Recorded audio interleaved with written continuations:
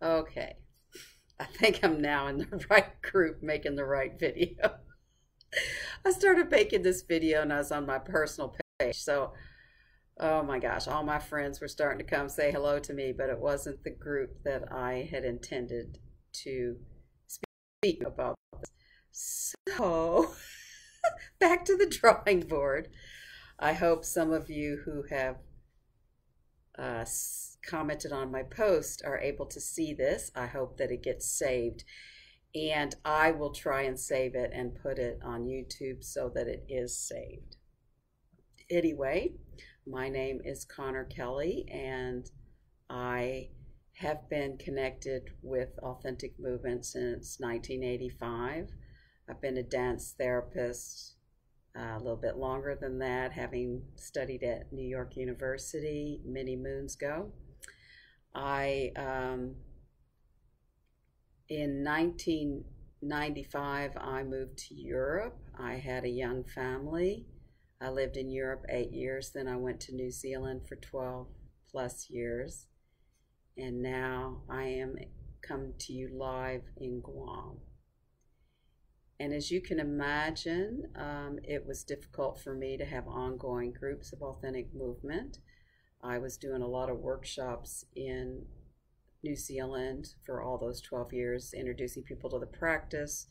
I run a retreat every year on the Coromandel for the last 5 years. So, you know, it's finally kind of taken off. There's finally a little bit more of a community there. So I'm grateful for that. And I've been doing some workshops in Australia to build that community as well. So when I moved to Guam, I started to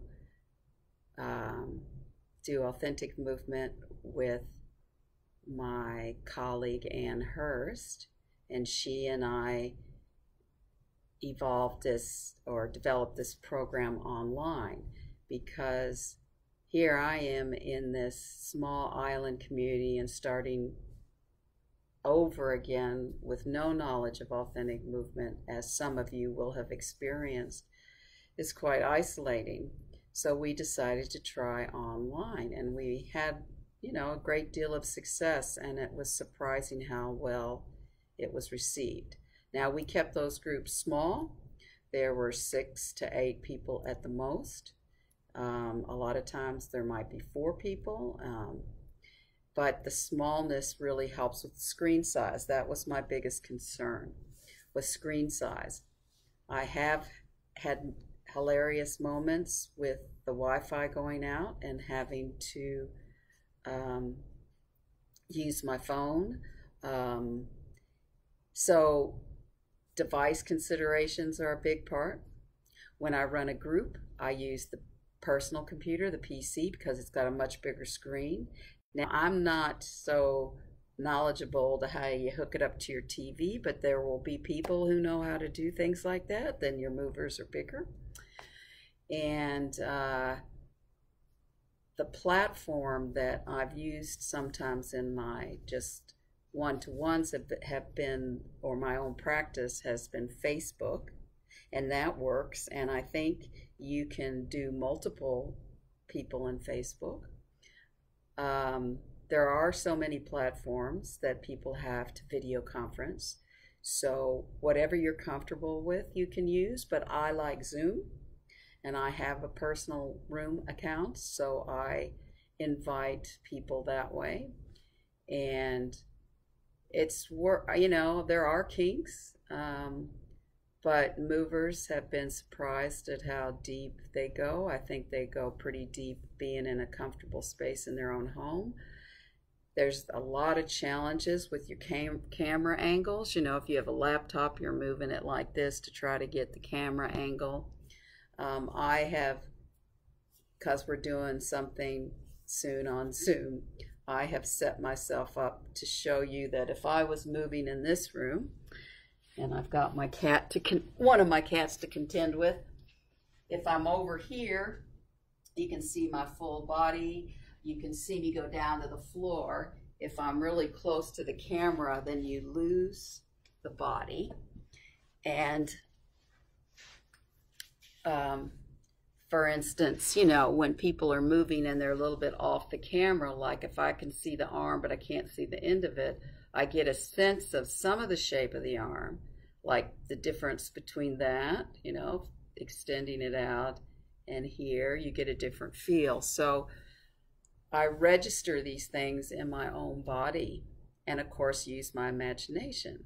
But isn't that the beauty of authentic movement, is that when we speak about it, our mover speaks of their experience and we speak of our experience. So, you know, I'm saying in my story or in my imagination, I'm not, you know, saying what they did specifically if I can't, you know, see the whole thing.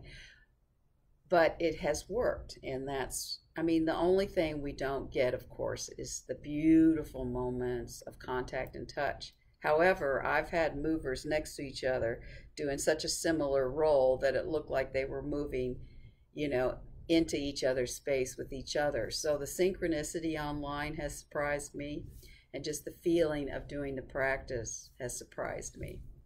Now, some of the structures that I've used are, you know, dyads. I've done a round robin online before, and I've done a breath circle.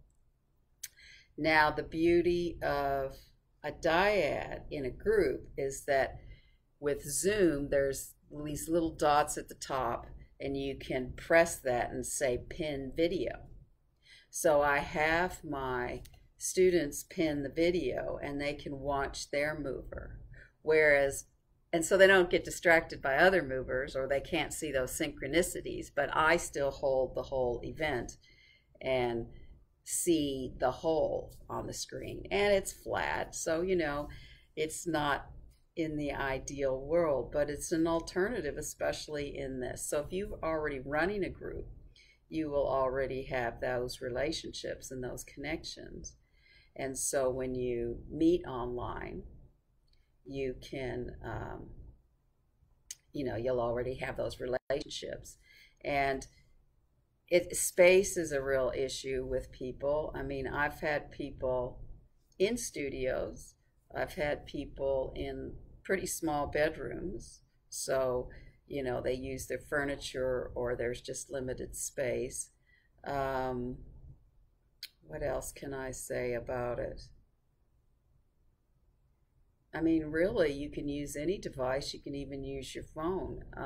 I don't like that because it's much smaller, but I've been in circumstances where, you know, I have used my phone. But in group work, it's harder because, you know, you've got to kind of scroll the screen. Just like what I have noticed lately is a Zoom page can hold like 25 people, and then when it's huge, like you've got to like move it over to see the other group of people. So that's the downside of largeness, but I would believe that most of us would work in smaller settings.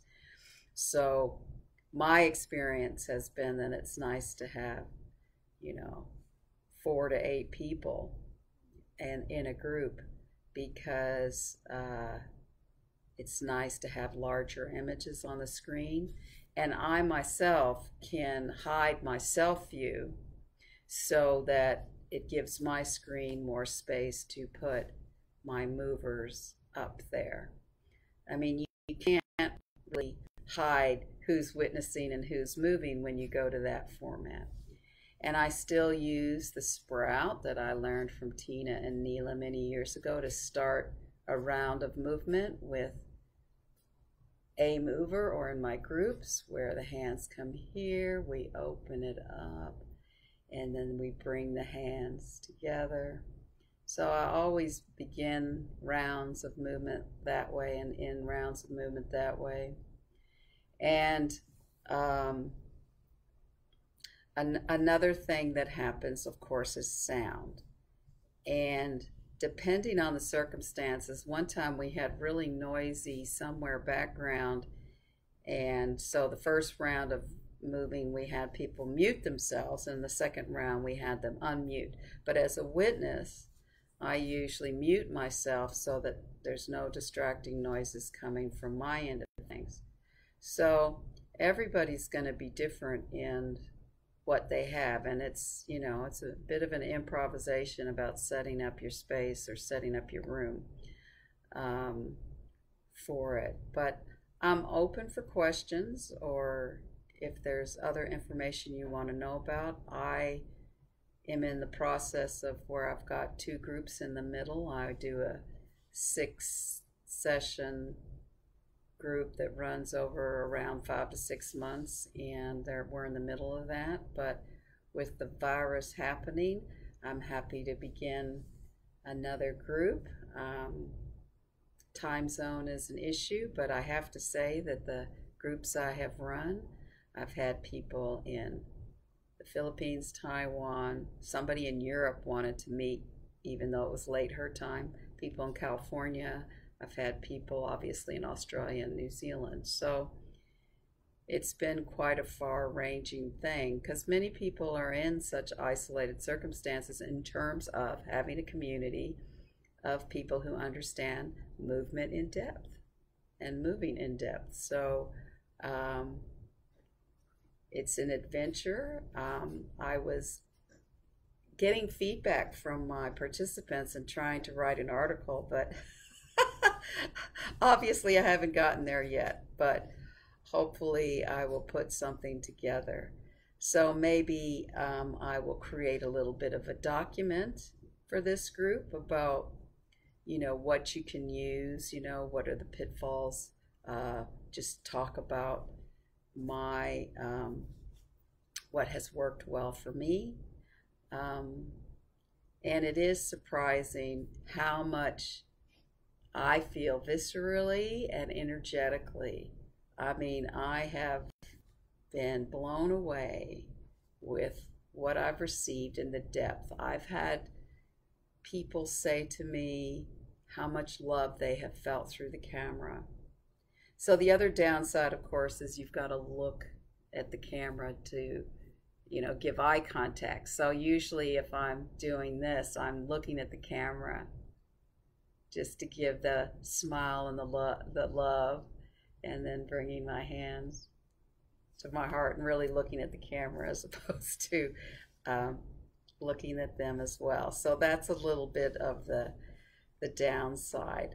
I had a mover set up her space. She had a huge space with an outside camera, you know, an extra camera. So there's all kinds of technology that I haven't used. I'm still a PC, you know, person at the moment. And it's really, you know, developed my skills as on technology. But we've had some pretty amazing experiences. So thanks very much, and I'm open for questions anytime.